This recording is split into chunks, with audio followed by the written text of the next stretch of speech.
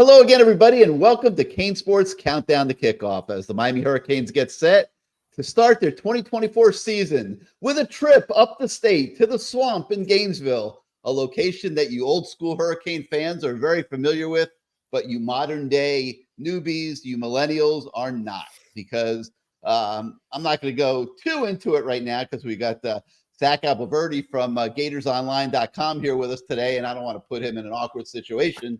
But everybody knows that the reason these two teams are not playing every year is because when Miami got really good in the 1980s, Florida bowed out of the series. They didn't want that extra tougher game to go with their SEC schedule. And so now we only get this treat once every now and then. And Miami Athletic Director Dan Radakovic said this week that when he goes to Gainesville this weekend, he will be talking to Florida to see if there's any openings to schedule another home and home, which would probably be like 4, 5, 6 years down the road.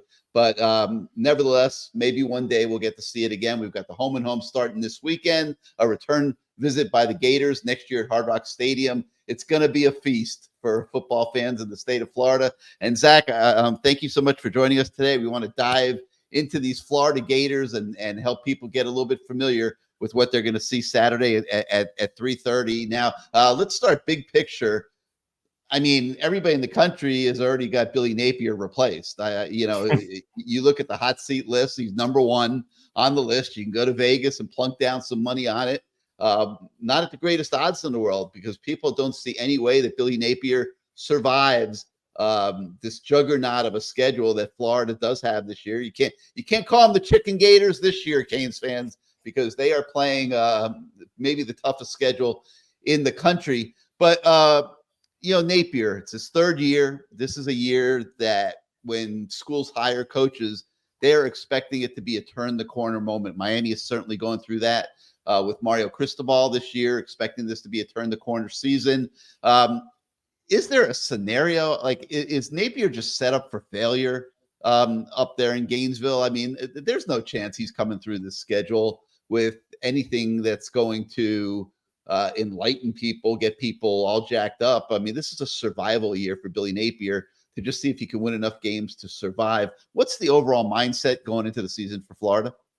Yeah, it's a prove-it year. No doubt about it, Gary. This is a prove-it year with a schedule that they're really going to have to show what they're made of. This is a team now that's Billy Napier's team. He's recruited these guys. Any holdovers that are left from the previous regime have decided to remain with the program at this point. I think it's only 12 guys.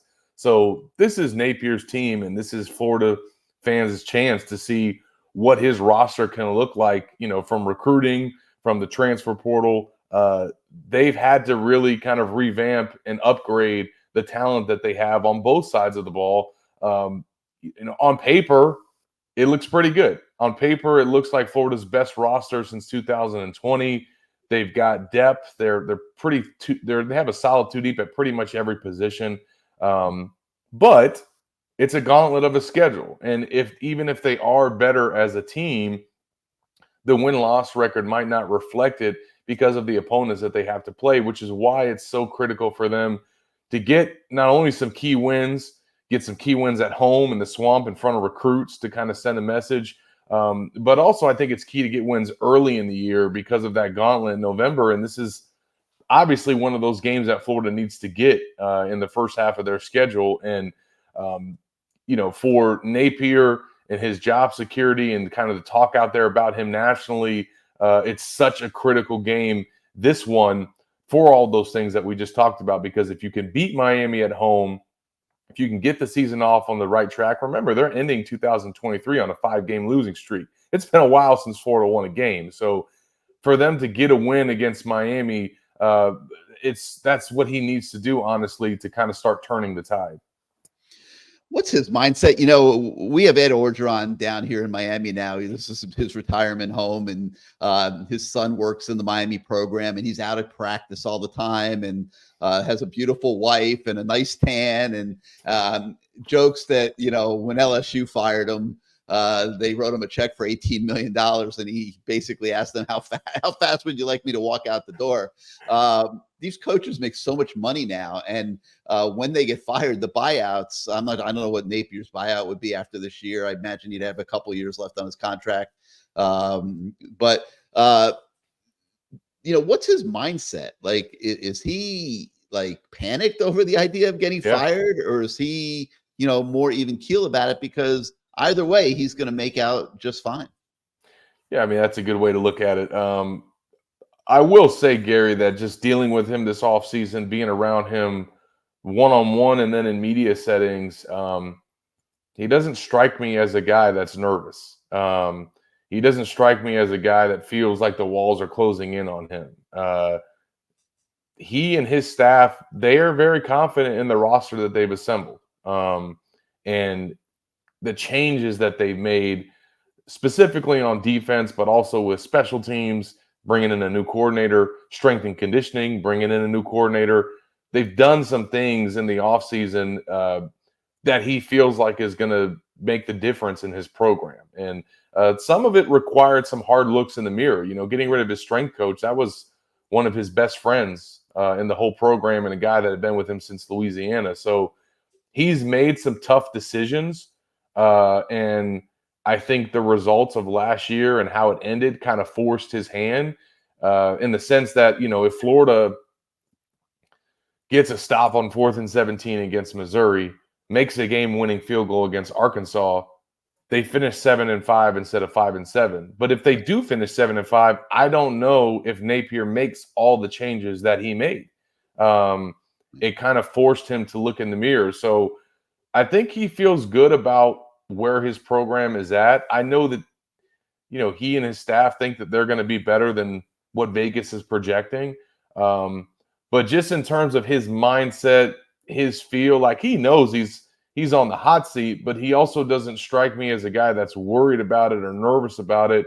I think there's some quiet confidence there, but he's not talking too much because he knows it's a pretty brutal schedule. So we're going to talk a little bit about the Florida roster. And, Miami's brought 41 new players into this season. The transfer portal is a game changer in terms of your ability to overhaul your team after a disappointing season. Miami's coming off 2 of them as well. And when I look at Miami's team this year, I see something very similar. I see a lot more depth.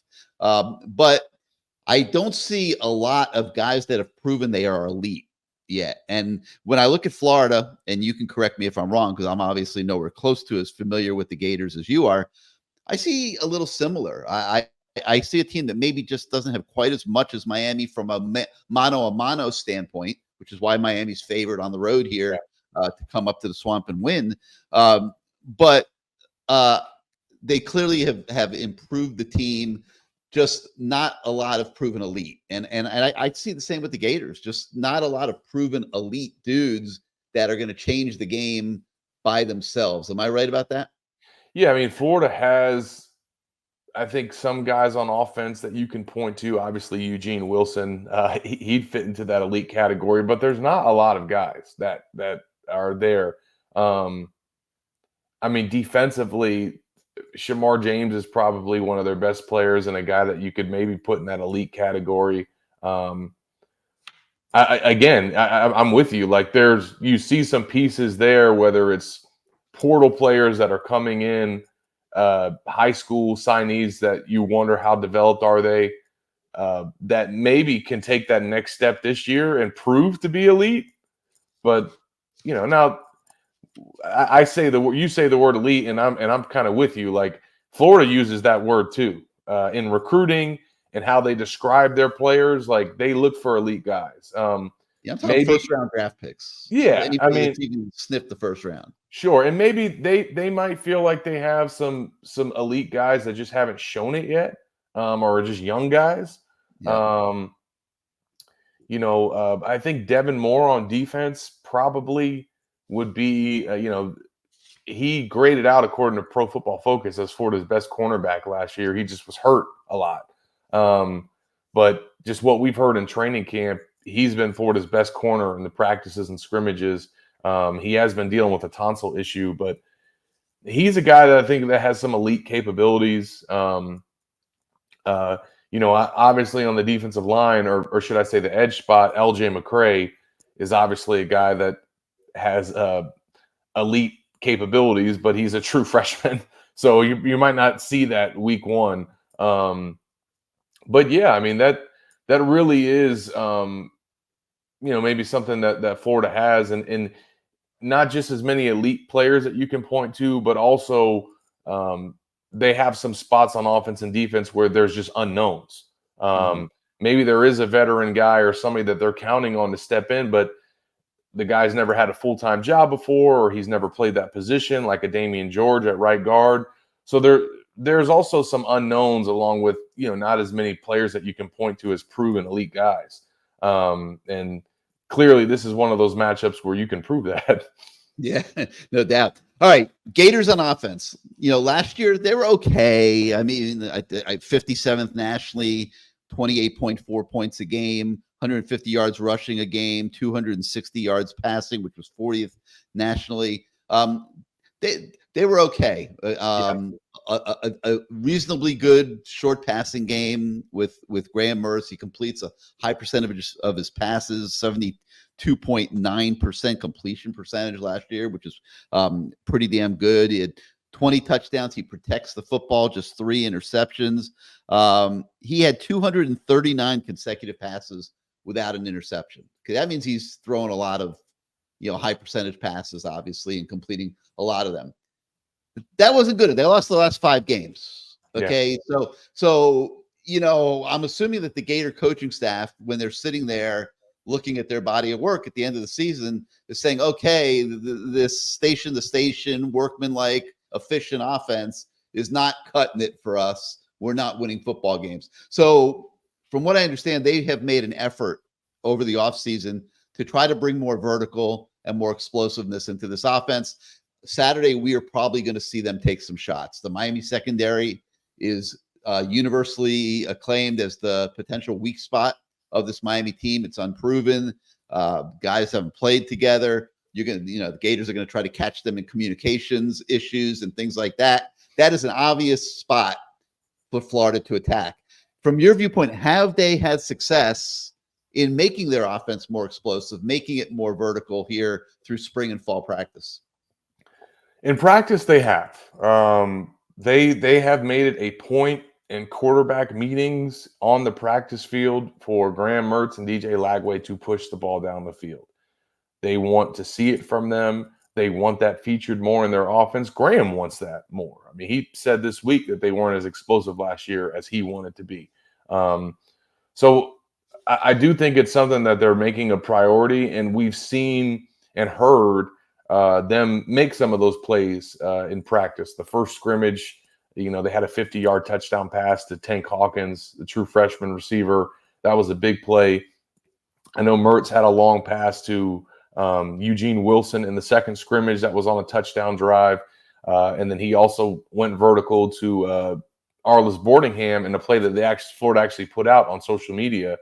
So we've seen glimpses. The one thing that I would note there is, and it's important to note, is, some of these plays, I think, were made against Florida's backup defense, because a lot of times in the scrimmage setting, Florida's starters will go against the backups and vice versa on offense and defense. Now, there are times when the ones go against the ones, but often the starting offense is facing the backup defense. So you got to take those vertical plays and explosives that they've hit in practice with a little grain of salt, because it is coming against the backup. But they have hit them, to their credit, and it is something that they are harping on the quarterbacks with. And like you said, Gary, probably I think throughout the offseason, some of those talking points were because they knew that they might be able to attack Miami in that way in week one. So we'll see what it looks like Saturday. They have added some pieces to their receiver room. Elijah Badger, Shamir DK, 2 senior transfers. Khalil Jackson is another guy as well that has shown that he can, stretch the field vertically. And they're going to need those guys to be able to do that for sure. All right, so Eugene Wilson, one of those receivers, he had 61 catches last year, 538 yards. He's one of those guys that might be on that borderline of trying to prove that he can be elite. The type of Correct. game-changing player of what we're looking for really at Miami and Florida right now. Tell us about Eugene Wilson. What makes him so good? Man, he's just dynamic. Just his first step and his acceleration are ridiculous. He's a guy that he's a student of the game. His father played in the NFL. He's just cut from a different cloth, man. His personality, he's got an edge to him. He doesn't buy into the hype. He's not a social media guy. Never does interviews. He's kind of like he was like a ghost in the recruiting process.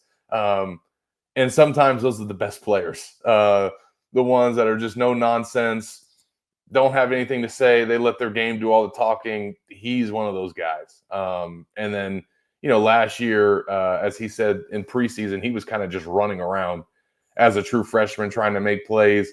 Now he's, much more developed. He knows the offense. He's got experience and he's got confidence because of the way that he played. So, he's going to be wide receiver 1 for the Gators. Ricky Pearsall's gone to the NFL.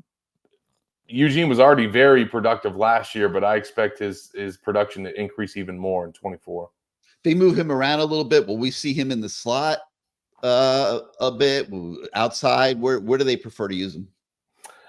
They actually play him at the X position, but they do move him around, and he will step into the slot. He'll come through on jet sweeps and pop passes and things like that.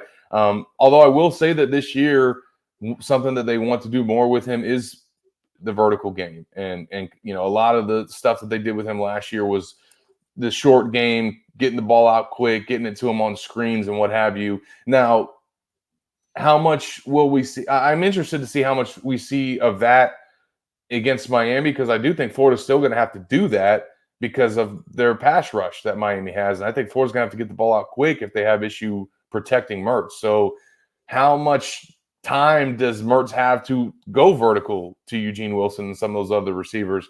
That's something I'm going to be watching for. Ever since Napier's been a head coach, he's liked to feature the running game. There's no doubt about it. But you had running back Trevor Etienne. He transferred to Georgia this spring. That was a huge blow after he had 753 yards last year. And then his heir apparent, Montrell Johnson, suffered a knee injury early in fall camp. And I assume he's still questionable for Saturday's game, if not out altogether. So that's probably changed things a little bit for Florida and would dictate that we probably will see a lot more passing game on Saturday. Yeah, it's interesting how that has kind of evolved in camp. For Florida, obviously you don't want to lose your senior starting running back, but if you have to, having it happen the first week of practice and then having to go through fall camp knowing, okay, we got to figure out what our running back rotation is going to look like if Montrell can't play, and then also what our offensive attack is going to be against Miami, because not only is he very productive in the ground game, but he's probably Florida's best pass protector. And, the responsibilities and checks and all the things that come with playing that position, he's so good at. And he's played in Napier's offense for 3 years. So he is a guy that, we will learn Wednesday night after Florida's practice what his official status is for the game in terms of whether he's questionable, probable. We'll get an official status from Florida, but I would imagine that we won't know for sure what he's going to do until Saturday before kickoff. If he can play, this was a minor. I will note that he didn't get injured in practice. It was something that was lingering, and it was a knee scope. So they just basically decided to take care of it, but it wasn't something that happened during a play, and they just decided to, hey, this is something that needs to get done. It's a minor procedure. Let's clean it up before the season starts. So there isn't concern there in terms of him recovering from an injury or anything like that. It's just his readiness. But if he can't play, you're right, Gary. Florida's going to have to lean on that passing game even more. I do think Arlis Boardingham is going to probably be a key player in this matchup.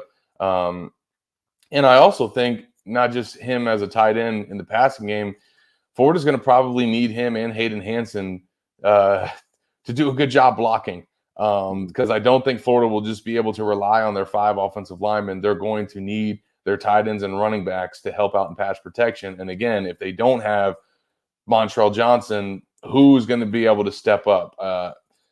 From everything that we've heard and learned, it looks like Treyon Webb is the next man up at running back.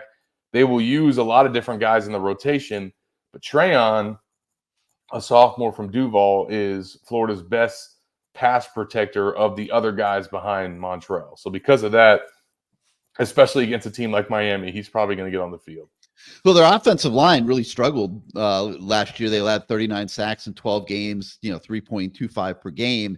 That was 114th nationally. They were not very good at protecting Graham Mertz, even with all the short passes. Yeah. So that, that really, puts an exclamation point on the degree of what this position has been from a problematic standpoint for Florida. It's, left tackle Austin Barber, from what I understand, is back. Center Jake Slaughter is back. They brought in a right tackle from San Diego State, Brandon Crenshaw Dixon, who's expected to start out there. Kinjaya Harris at left guard. Damian George is believed to be the starter at right guard. Is this offensive line for the Gators any better than last year's? I agree with you. I think we're going to see a lot of max protection. They're going to have a very difficult time with the Miami pass rush. There's no doubt about it. But are they better than last year? I think that they have the potential to be, because Florida's line last year had talent issues and they also had chemistry issues. And there was a lot of egos in that room and some things that happened behind the scenes that affected their play on Saturday. And if your 5 offensive linemen are not on the same page and gelling together, it's not going to work. And I mentioned that because that's something that Florida coaches really harp on, is that they feel like that's something that this group has made the most progress in, is that there's just not friction in the room. So I think Jake Slaughter and Austin Barber being back is key. Austin played left tackle last year for the first time. He was a right tackle during his first year on campus, and he was playing hurt for the majority of last season and got more injured as the season went on, and finally played until he couldn't play anymore and missed the last 3 games. So the Austin Barber that we saw last year is probably not the Austin Barber that we'll see this year if he remains healthy, which he is. So they feel like they'll get a better version of him. Slaughter will kind of be the anchor of that offensive line at center. Pro Football Focus has him pegged as one of the best interior linemen in the country. So that's what Florida has to like about the position. The unknowns and the concerns are at some of the other spots where they lost starters. I think Najee Harris, who they have at left guard, he's pretty solid. They like Najee. He played in 12 games last year. And he's from IMG Academy. They've really liked what they saw from him since the moment he stepped on campus. I don't really think there's anybody that's going to challenge him for that job. They like Bryce Levitt behind him, but Najee is the starter. But on the right side, man, it's they've been having some competition there, and I think that they maybe came into camp in this offseason counting on the upperclassmen at right guard and right tackle to kind of take the starting jobs and lock them down, and that hasn't really happened. Brendan Crenshaw Dixon has come in, and it's been an adjustment from him transferring over from San Diego State. I think getting used to SEC competition. Hayden Hansen, one of their tight ends who I talked to, said that Brendan has gotten better in fall camp, learning the offense, learning the assignments. And I think that he's probably a safe bet to start there, because I think their second option, their backup, is Caden Jones, who's a redshirt freshman that's never played in a college game before. So asking him to make his first career start and appearance against Miami versus a guy in Crenshaw Dixon who's a 3-year starter at San Diego State, I think you're going to go with the latter. Right. But Damian George, he moved from right tackle where he started last year to guard. And that transition has been something that he's had to work on. He's had to get his weight down. He's had to try to get stronger to be able to block in the interior. And then them bringing in Jason Zandamela, a true freshman transfer that came over from USC in the spring after enrolling early.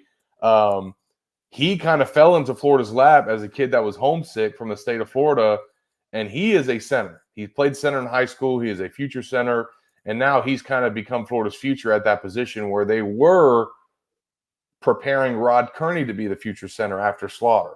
Well, Zandamela falling in their lap in the spring allowed the coaching staff to cross-train Rod Kearney at guard, which is his more natural spot, or at the very least where he's played the most. And now he's given Damian George a run for his money at that right guard spot. So, Gary, there could be a little bit of a youth movement taking place on the right side of the offensive line if those guys don't play well enough or consistently. But that is going to be something to monitor early and often in this game, is how is that right side holding up?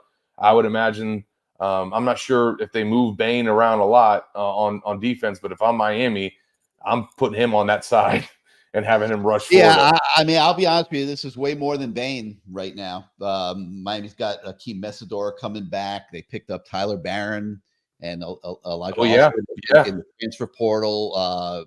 This is going to be a 4-man only pass rush for Miami as long as those guys all stay healthy. And they will test this offensive line. And it's, from your standpoint, you're going to find out pretty quickly on Saturday where they're at on the O-line. Let me shift gears to defense. Okay. This was a painful subject for Florida. Let's be honest about it. They gave up, just under 28 points a game last year. They were, about 230 a game through the air. Had a first-year coordinator, Austin Armstrong. He's back now for year 2, which should help everybody. They know his system better. He seems to have a few better players. They lost their best pass rusher from last year in Princely Uman Mielen. I don't know. No, you got it pretty right, Gary. That's not an easy one. He had 7 sacks last year. He's gone. He left for Ole Miss. Another bad transfer for Florida. They would have wanted him to stay for sure. Got some other guys that they're trying to work in. I'm not going to get all long-winded here, but just give us a summation of where you think Florida is on defense, particularly up front. Miami's got a very good offensive line. They are going to want to run the ball at times in this game. I mean, Cam Ward, obviously is there, and they're going to try to do some things through the air as well. But the real quality at Miami is in the offensive line and running back rooms, and Sure. they're not gonna waste that, I don't think, in Gainesville on Saturday. How are the Gators going to hold up in the front 7? That is another thing that I think is worth monitoring in this matchup, because you mentioned Princely Uman Mielen being gone. Before also lost its starting Mike linebacker Scooby Williams. He went to Texas A&M. Now I will say Scooby was a little hit and miss for Florida. But they still have to figure out how they're going to replace their Mike linebacker. And I think Derek Wingo might be the guy that gets the first crack at it, the senior from St. Thomas Aquinas. But they also got Pup Howard, who transferred in from South Carolina, got a lot of upside, looks like $1 million. He passes the look test when you see him get off the bus. Those two guys are probably who they're going to be playing both at Mike linebacker, but Wingo is going to be the guy that I think runs out there first. How does Florida do fitting their gaps, tackling, being in the right place? That's something that their linebackers, at least at Mike, struggled with last year. And then, defensively in the front, they get back both of their starters. Florida's defensive line is grouped into defensive line and edge. So their defensive line is just their nose tackle, and they call it their end position, but it's basically their defensive tackle. They have both of those guys back that started last year, Cam Jackson, Caleb Banks. But at the end position, Florida added Joey Slackman, who's the number 2 defensive lineman in the transfer portal. He might start over Banks, and at the very least, he's going to play a lot. And then Kelby Collins, one of their top recruits in their 2023 class, he also moved from edge to defensive line, and now he's there at end. So the Gators have a little bit more depth there and talent there. One thing to like about Cam Jackson, their nose tackle, is that he's dropped a lot of weight. He was 374 pounds in the spring, and he's 342 now. So he dropped some weight this summer, and that is probably needed, especially going against this matchup. But really, I think you mentioned it, Gary. What does Florida do on the edge? They have two spots there. It's their jack or outside linebacker position. Some call it the buck. And then they have their F spot, which is like strong side defensive end. Florida's F spot is really, really good. Like, that is their most competitive room on the team, offense and defense, because they've got Justice Boone and Tyreek Sapp, two redshirt juniors, but then they also got two underclassmen, LJ McCray, the 5-star recruit, and Cameron James, who was also a top 100 recruit. That might be a 4-man rotation at that one position. And when they put those guys in the game, who rushes on third down, that's going to be kind of something to watch for. But between that F spot and then that jack spot, outside linebacker, where they lost Princely Umanmielen, who steps up to replace him? You mentioned his pass rushing ability, Gary. I mean, he wasn't just Florida's best pass rusher. They named him as their team defensive MVP after the season. I mean, he was their MVP. So you go from him to TJ Searcy, who is projected to start there. He was a freshman all-SEC player and got a lot of experience last year, but he's still a true sophomore who's never started before. So how does he do stepping into that role? They really like him, and they think that he's going to be a player there. But between, like I said, the Mike linebacker replacement, the outside linebacker replacement, and then where they look on the defensive line, are they deeper? Are they better?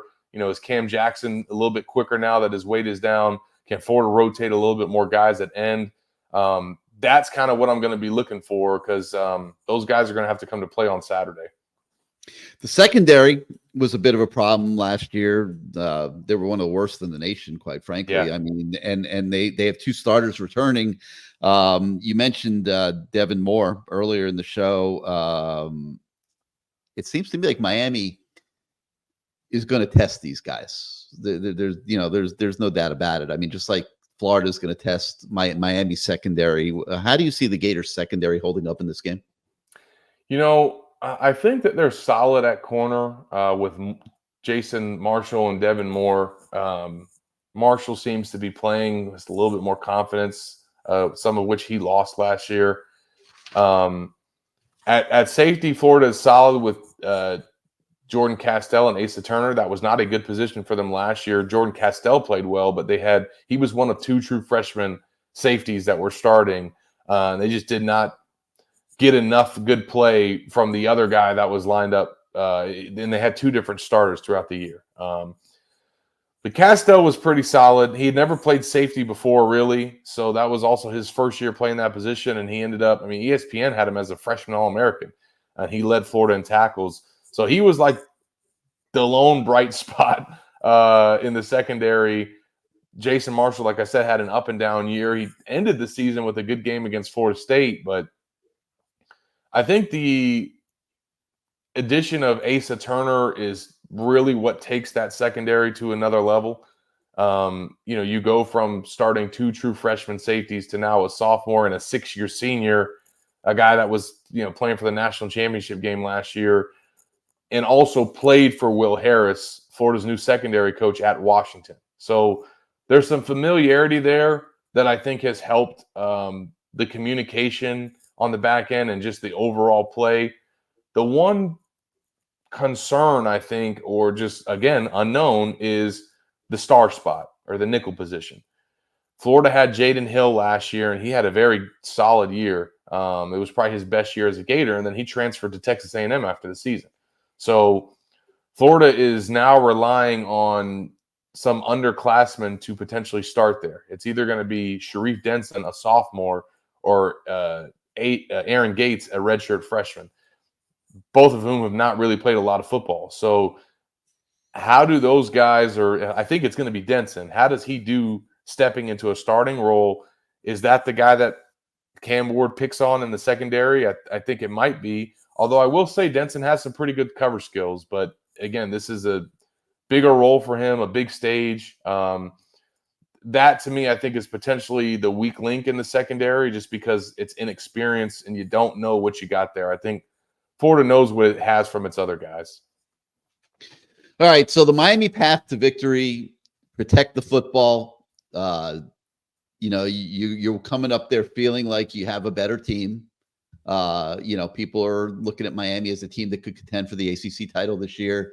There's, playoff talk. It's all blind hype right now. Miami has not met expectations for 20 years, but they got to protect the football, obviously, and keep the big play out of the equation for Florida, and hope that they can, just grind out a win up there in the swamp, which can be a pretty tough place to play when the Gators are going well. What's Florida's path to victory in this game? Well, I mean, you mentioned some of it there. I think they got to hit explosive plays. They got to, take advantage of what appears to be Miami's weakness, and also lean into what might be one of their strengths, which is having their 6-year senior quarterback back as a returning starter. He knows the system. He's got a ton of receivers to throw the ball to. Let's see it. Go out there and let it fly. Go out there and have a 300-yard passing game and take some shots downfield, complete some of those, and just show the strides that they feel like they've made. But, if they can go out and do it in the game, one, that's going to be key for their confidence, and also that's going to be key for them to get a win. I think, I just wrote for Gators Online, my keys to the game. I think another one is, how Florida protects Graham Mertz and how they get pressure on Cam Ward. You just look at the numbers from last year, and I think you already alluded to some of them, Gary, but, Florida, they ranked 117th in the country last year in sacks allowed, which was 39, and they ranked 94th nationally in sacks on defense. They only got 22.